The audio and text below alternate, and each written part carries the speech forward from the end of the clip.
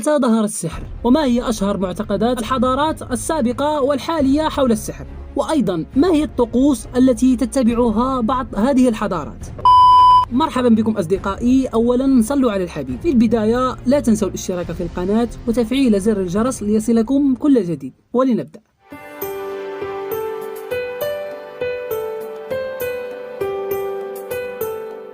يعود تاريخ نشأة السحر أو ويتشكرافت إلى فترة ما قبل التاريخ، وجلي أن أشهر مرحلة مر بها هي أواخر العصور الوسطى، وأوقات حديثة أخرى تم خلالها محاكمة مئات الآلاف من السحرة وحرق عشرات الآلاف منهم بتهمة ممارسة السحر أو الشعوذة، وكان ذلك خصوصا في أوروبا. والسحر أو ماجيك هو وسيلة للسيطرة على الأحداث والأشياء والبشر وحتى الظواهر الفيزيائية بطرق باطنية. كان للكلمة القديمة ماجيك هدفا وضعه الشاعر والساحر الإنجليزي المعروف أليستر كراولي، تمييز بين ما أسماه العلم الحقيقي من بين جميع مزيفاته، وعرفه بأنه علم وفن يمكن إحداثه وفقا لإرادة الساحر. في حوالي 2000 إلى 750 قبل الميلاد كان السحر الأوروبي الشمالي منتشرا بين كثير من الثقافات خلال ذلك الوقت. لقد كان يقوم على الشعوذة المشتركة الجماعي عكس طرق استحضار الشياطين واستغلالهم.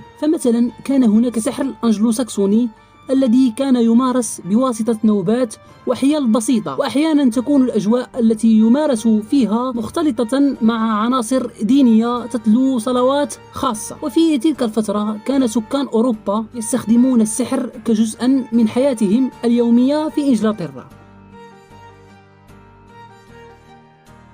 أصبح الناس يستخدمون السحر حتى في الطب، فقد كان توفير العلاج آنذاك مهمة طبيب ساحر يزعم بأن له القدرة على التحكم في شر السحر وتوجيهه لعمل الخير، على الرغم من أنهم لم يشيروا إلى أنفسهم كونهم سحرة. أما في أواخر القرن السادس عشر الميلادي فقد أصبح السحرة مضطهدون وغير مقبولون في المجتمع الأوروبي، ولم يكن مسموحا لهم بتواجد فيه، بل وكان يتم اصطيادهم وإعدامهم حرقا. أما في الثقافة الآسيوية لا يزال الإيمان بالخوارق قائما، خصوصا في أجزاء معينة من الهند، إذ يتم الإبلاغ عن ممارسي السحر وإعدامهم حوالي 200 مرة سنويا. وفي عام 1999 وضعت ولاية أوريسا الهندية قانون حظر السحر وممارسيه، والذي يعرض السحر المشتبه بهم معاملات قاسية جدا. أما السحر الصيني راسخ بعمق في عناصر التصوف والدين والفن والأدب، وإن هناك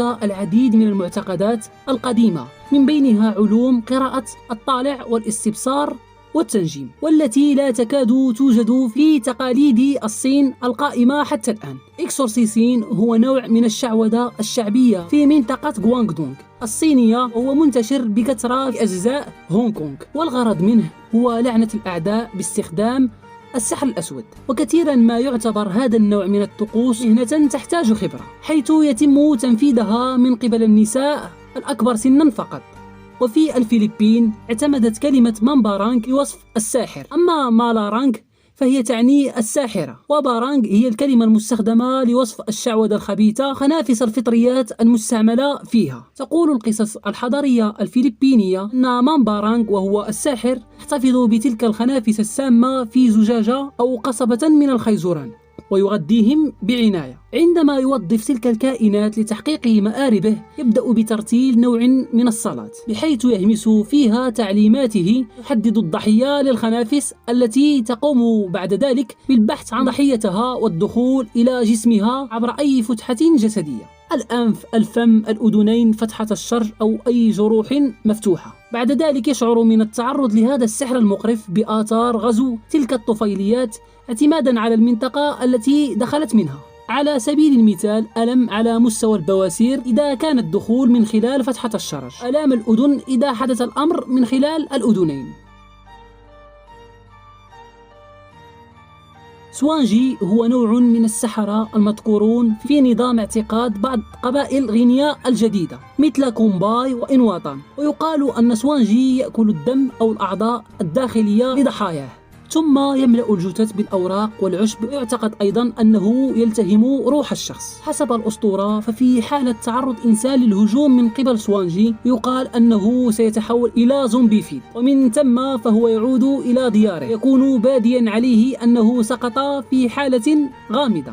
إذا كان الضحية قادرا على تحديد أن سوانجي قد هاجمه فغالبا ما يقتل ويؤكل من قبل عائلته، في الاعتقاد بأن ذلك سوف يحرر روحه. الويكا ونوع ممارسات السحر التي تكرم الآلهة وتنظر إليها على أنها أقطاب تكميلية وتجسيدات لبيان قوة الحياة في الطبيعة. الاعتقاد الرئيسي في ويكا هو أن الآلهة قادرة على التعبير عن نفسها في شكل مادي من خلال أجساد الكهنوت والكهنة أثناء طقوس رسم القمر أو رسم الشمس، حيث يزعمون خلالها أن القوة الإلهية تمتلك أجسادهم أثناء تلك الطقوس وتتحدث مع سائر البشر. ومع ذلك يمتد هذا التوحيد إلى نوع من الشرك في الاعتقاد بأن آلهة جميع الثقافات هي جوانب من هذا الدين، كما يتم تكريم العديد من الآلهة المتنوعة بما في ذلك اليونانية والرومانية والآلهة المصرية، كذلك آلهة السلتيك وشمال أوروبا وآسيا، إضافة إلى ذلك الإفريقية والشرق الأوسط. يعتقد سحرة الويكا بأن هناك قوة عظيمة في السحر ويمكن التلاعب بها حسب شكل السحر أو الشعوذة التي تكون في كثير من الأحيان مجموعة من الأدوات الخاصة. ويقولون الويكانز أن ممارسة السحر عمل يحتاج وعيا عميقا يهم كلا من التركيز الداخلي والخارجي، وترتبط فكرة الويكا ارتباطا لا ينفصم مع الجانب الروحي وعلاقتهم مع جميع الكائنات، طريقة فهمهم لأنفسهم وللكون من حولهم. وفي رأي معتنقي دين الويكا ومما لا شك فيه أن هناك صلة قوية ما بين السحر والدين إلى درجة أنه لا يكاد يتم السحر في أي شكل من الأشكال من دون الطقوس الدينية. في الأدب الإنجليزي الحديث الشيطان وعلم الشياطين يحمل دلالة من الشر، وهي فكرة أتت إلينا في المقام الأول من الكتاب المقدس العهد الجديد، وفي كثير من الأحيان يشار إليها على أنها أرواح صلة بالجنس البشري مثل الملائكة التي سقطت من نعمة الرب تقليد اليهود المسيحي أو النفس البشرية. يعود الاعتقاد في الشياطين قبل آلاف من السنين. في عصر هوميروس القديم كان الشيطان موصوفا بالخير وكان له مرتبة وسيط بين البشر والآلهة. واعتقدت الديانة الزرادشتية أن هناك حوالي 3333 شيطانا بعضهم له مسؤوليات شريرة محددة مثل جلب الحروب والمجاعات والأمراض القاتلة. وفي بابل القديمة كان للشيطان تأثير حتى على عناصر الحياة الطبيعية، إذ تم إعطاء العديد من أجزاء الجسم ألقابا بأسماء شياطين، كما استشهد بوجود الأرواح الشيطانية من قبل عدة فلاسفة يونانيين منهم بورفيري وإمبليكوس وغيرهم. وقد تأثرت المذاهب اليهودية بشكل عميق حول ما يتعلق بالشياطين والملائكة، ومن بين تلك المذاهب الكابالا اليهودية التي تم تمريرها من عصر آدم ونوح عليهم السلام، وكذلك البطاركة العبرية طبعا وفقا للكتاب المقدس في عهده الجديد. الشياطين هي الملائكة التي سقطت من السماء برفقة الشيطان. عندما اختار أن يتمرد ضد الله تعالى حاول بعض علماء الدين المسيحي تحديد عدد هذه الشياطين، فوجدوا خلال القرن الخامس عشر ما مجموعه 133,316,666 شيطان. أما في القرن السادس عشر فقد قدر العدد إلى ما يقارب 44,435,622.